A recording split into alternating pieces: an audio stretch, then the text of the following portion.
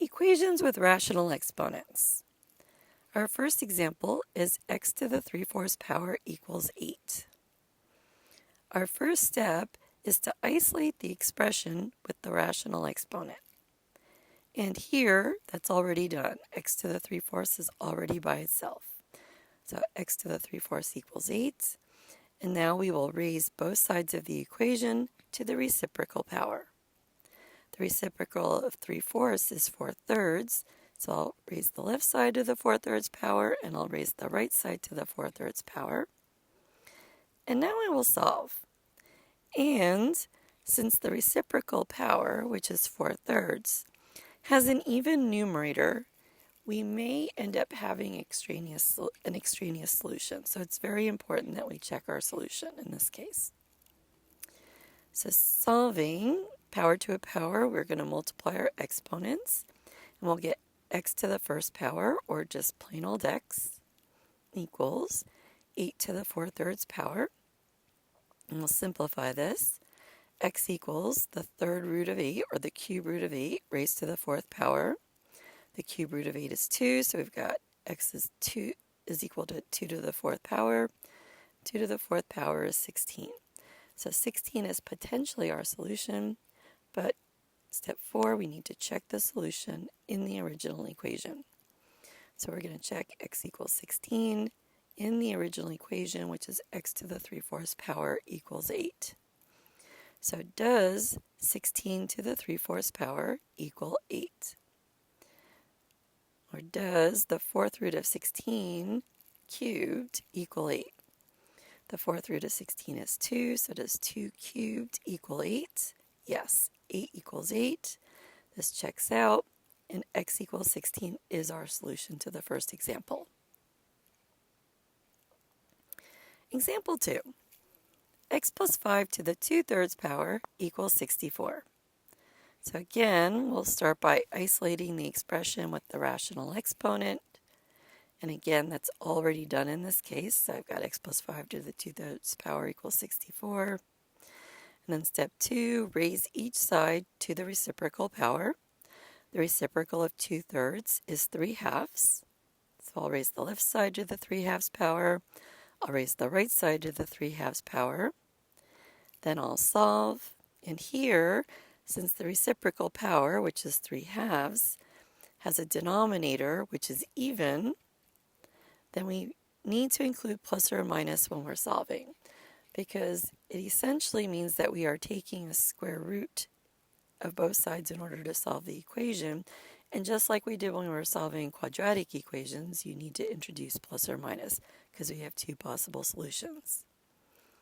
So solving power to a power, again, I'll multiply my exponents and get x plus 5 to the first power, or just x plus 5, equals 64 to the 3/2 power.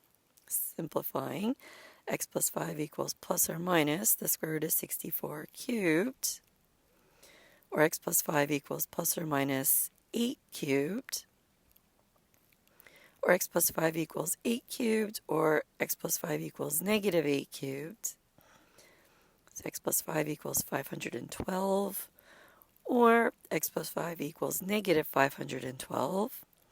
Subtracting 5, we get here x equals 507, or subtracting 5 in the second equation gives us x equals negative 517.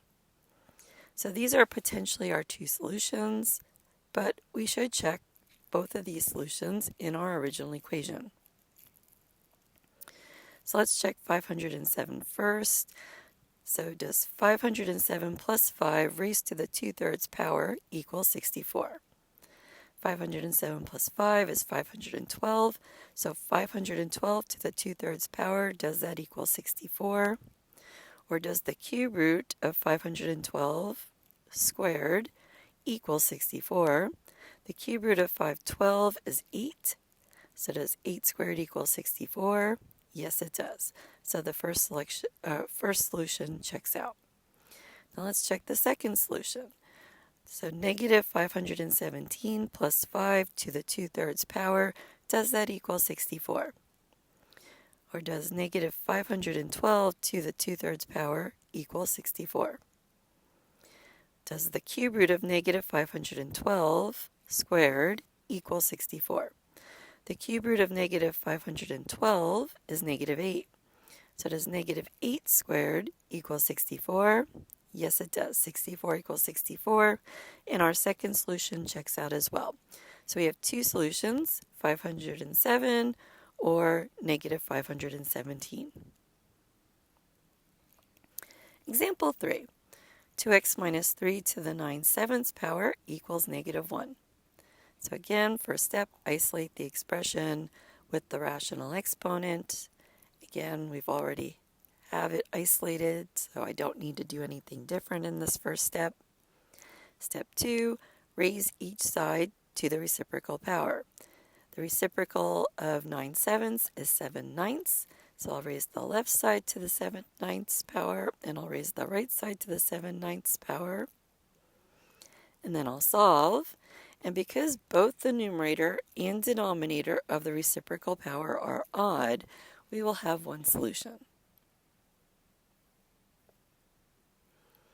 Okay, solving power to a power, I'll multiply my exponents, and I'll get 2x minus 3 to the first power, or just 2x minus 3, equals negative 1 to the 7/9 power, or 2x minus 3 equals the 9th root of negative 1 raised to the 7th power. The 9th root of negative 1 is negative 1, so 2x minus 3 equals negative 1 to the 7th power, or 2x minus 3 equals negative 1. And then let's finish solving for x. We'll add 3 to both sides. 2x equals 2. We'll divide both sides by 2. X equals 1. And this is potentially our solution, but we should check our solution in the original equation. So does 2 times 1 minus 3 raised to the 9/7 power equal negative 1? Or does 2 minus 3 raised to the 9/7 power equal negative 1? Does negative 1 to the 9/7 power equal negative 1? So it does the 7th root of negative 1 raised to the 9th power equal negative 1. The 7th root of negative 1 is negative 1. So does negative 1 to the 9th power equal negative 1? Yes, it does. So this solution checks out, and x equals 1 is our solution. Let's try one more example. So example 4, 2 times x minus 1 to the 4/3 power plus 4 equals 36. Our first step is to isolate the expression with the rational exponent.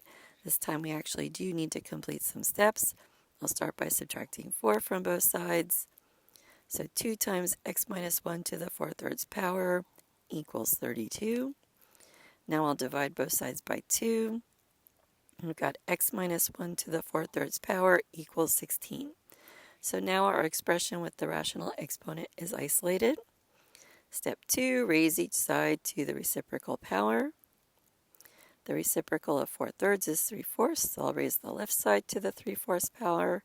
I'll raise the right side to the 3/4 power. And now I'll solve for x. So power to a power, I'm going to multiply my exponents and get x minus 1 to the first power, or just x minus 1, equals 16 to the 3/4 power. But our denominator of our reciprocal power is even, so we need to introduce the plus or minus. So x minus 1 equals plus or minus the 4th root of 16 to the 3rd power, or x minus 1 equals plus or minus 2 to the 3rd power, which is 8. So now we have two equations, x minus 1 equals 8, or x minus 1 equals negative 8. Solve each of these, add 1 to both sides, x equals 9, or 1 to both sides in the second equation, x equals negative 7. So these are potentially our two solutions. Let's check both of our solutions. So checking x equals 9 first. So I'm substituting into the original equation, which was 2 times x minus 1 raised to the 4/3 power plus 4 equals 36. And we'll substitute 9 in for x and check to see if it is equal. So 2 times, so 9 minus 1 is 8, and 8 to the 4/3 power is 16. So 2 times 16 plus 4, does that equal 36? 2 times 16 is 32, so does 32 plus 4 equal 36? Yes, 36 equals 36. Now let's check x equals -7. So does 2 times -7 minus 1 to the 4/3 power plus 4 equal 36? So -7 minus 1 is -8 to the 4/3 power is 16. So does 2 times 16 plus 4 equal 36? Yes, 36 equals 36, and my second answer checks out as well. So our two solutions to this fourth example are x equals 9 or x equals -7. Also remember, when you've just got a radical equation, you can rewrite that as a rational exponent, and you can follow these same rules as well.